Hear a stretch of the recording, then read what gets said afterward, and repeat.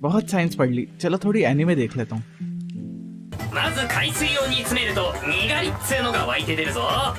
それを熱々に溶かして電気を流してやるとマグネシウムゲット。電球にぶち込みゃ完成だ。プリントごっこのランプがこれだ。 just one more episode, a phrase जो बहुत ही कम animes deserve करती हैं। ये फ्रेज कहा जाता है after watching one episode of a good anime and again after one more episode and again until वो एनिमे कंप्लीट नहीं हो जाती। And today I am presenting one of this kind of anime, doctor stone. Science is weird. एक तरफ वो तुम्हें dynamite और bombs बनाकर दे सकती है विच इज प्रीटी नॉर्मल, और दूसरी तरफ the most fearsome thing in this world जिसका नाम लेने से भी डर लगता है, it can convert a man into lolly. So why this anime is called Dr. Stone? नहीं, not because Senku is stoned as fuck, but इसलिए because this anime shows the evolution of Stone Age to modern age, but it is in 10x speed। और Stone era में set होने की वजह से Dr. Stone का world बहुत ही immersive और pleasant है, because there are no humans in it। But actually, what is Dr. Stone? Dr. Stone is the most illogical yet logical anime ever। I mean, how can you explain कि Senku petrified होने के बाद भी 3700 साल तक counting करता रहा, with even talking to himself and not losing his consciousness। And on the other hand, ये शो तुम्हें literal bomb बनाने की रेसिपी दे देता है from a shit। तो in simple language plot is we have this guy Senku जो science nerd है, और एक दिन वर्ल्ड पर एक मिस्टीरियस लाइट पड़ती है और सारे ह्यूमंस पेट्रिफाइड हो जाते हैं और अपनी कॉन्शियसनेस को खो देते हैं। बट नॉट आवर गाय सेंकू जो 3700 इयर्स तक अपनी कॉन्शियसनेस को जिंदा रखता है और हर एक सेकंड को काउंट करता रहता है, और एक दिन अचानक से वो फिर से ह्यूमन बन जाता है। तो it's time to find a solution जिससे वो और ह्यूमंस को भी ठीक कर सके। सेंकू ये सॉल्यूशन को इन्वेंट कर अब अपने बेस्ट फ्रेंड को रिवाइव करता है, क्योंकि ब्रोस बिफोर होज। てめえが選べ。ありがとうセンク。答えはもちろん決まっている。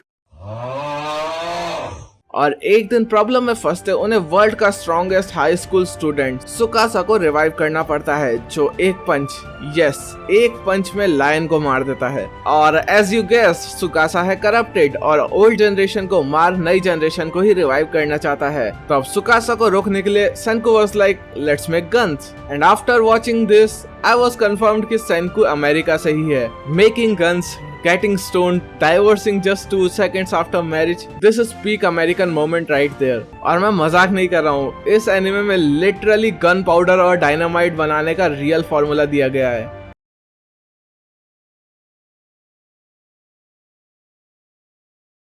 तो now सुकासा has strength and Senku has science and a whole village and a spy and lots of resources and brain। तो फाइट चालू होती है स्ट्रेंथ वर्सेस साइंस की, जहां सुकासा अपनी स्ट्रेंथ की आर्मी बनाता है और सेंकू अपनी साइंस की, जहां सुकासा को हराने के साथ साथ में उसे मिस्टीरियस लाइट के बारे में भी पता लगाना है, because he wants to know everything. और यही इस एनिमे का एंजॉयमेंट स्टार्ट होता है। प्लॉट से हटके इस सीरीज के कैरेक्टर्स भी एंजॉयबल हैं, लाइक सेंकू अ जीनियस जो हमेशा एक स्टेप आगे की सोचता है, ताइजू अ लाउडेस्ट कैरेक्टर जो बहुत अनॉय करता है, ताइजू की क्रश युजुरिहा जिसका फर्स्ट सीजन में लिटरली कुछ सेंस नहीं बनता, कोहाकू अ गोरिल्ला, क्रोम जिसको स्टोन्स कलेक्ट करने की फेटिश है, ये बुड्ढा, I'm very sorry and I apologize। Suika a cute child, ロリコンですね。 Ryusui, an average south Delhi का लड़का, और Francois a good chef because she can roast others in seconds, और अदर कैरेक्टर्स जिनको देखने में मजा आता है।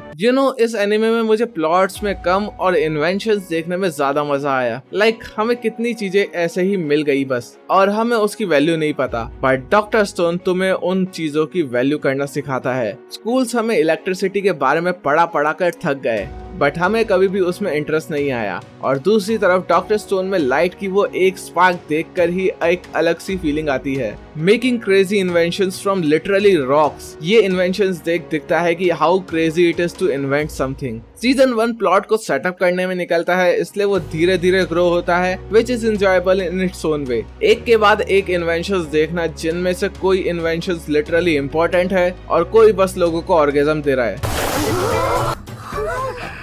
これはなんという骨の髄までとろけそうなんだよ婚ってことですね。 और फिर season 2 which is only 11 episodes but मुझे इस सीजन में कुछ ज्यादा मजा नहीं आया. Like I know of course he made a freaking tank and a telephone but इस सीजन में एक्सप्लोरिंग थोड़ी मिसिंग थी जो फिर सीजन 3 ने भर भर के डाल दी. तो सीजन 2 के एंड तक एक बिग इवेंट फिनिश हो जाता है जिससे फिर से सैनको अब एक्सप्लोरेशन पर निकलता है and that's why this season is my favourite till now. जहां अब सैनको मिस्टीरियस लाइट का पता लगाना चाहता है और ट्रस्ट मी सैनको से ज्यादा कूल तो उसके डैड हैं. वेल अगर तुमने एनीमे नहीं देखी है तो that's for you to see. I can say this is the first new gen shonen anime which I loved the most. मे भी शायद इसके पास मेरा भी थोड़ा साइंस में इंटरेस्ट बन जाए. तो अब अगर तुम्हें इस वीडियो में मजा आया तो लाइक कर दो. अभी बहुत सारी एनिमेज फिनिश हो रही है तो मैं लॉन्ग वीडियो कंटेंट में भी एक्टिव होने वाला हूँ. तो वो नीचे एक लाल कलर का बटन दिख रहा होगा उसे भी दबा दो